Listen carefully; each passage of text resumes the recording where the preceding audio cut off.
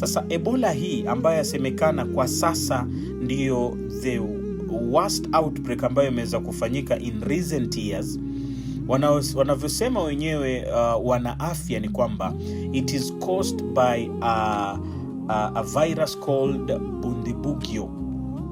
This is a strain, nimeitaja vizuri, Bundibugyo. Ushaona?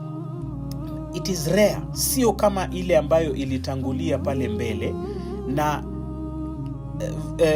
outbreak kama hii ama virus kama hii hadi kufikia sasa hakuja patikana vaccine specifically ambayo inaweza kutibu magonjwa kama haya.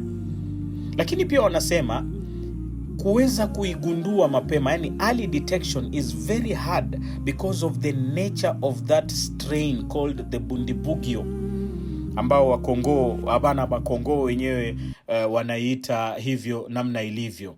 Sasa inabidi tu kufanywa standard tests, na ndio maana cases ambazo zimeweza kuhesabiwa ama kutajwa hadi kufikia sasa ni 598 affected cases and 115 deaths. And because of this, it has been declared a global emergency. It has been labeled a public health emergency of international concern because it is spreading too fast, especially in armed conflict areas, displacement people, weak health system, and so on and so forth. Lakini sasa sisi tunaingiaje? Sisi kama Kenya tunaingiaje? Sisi tunaingia hapa kwa sababu kwataka kutengenezwa kituo cha karantini nchini Kenya, ambapo wale wazungu watakaokuwa wamepatikana na Ebola, wapo DRC, wapo Uganda, wapo wapi, hawapelekwi katika nchi yao kule, watakuwa wanaletwa hapa wafanyiwe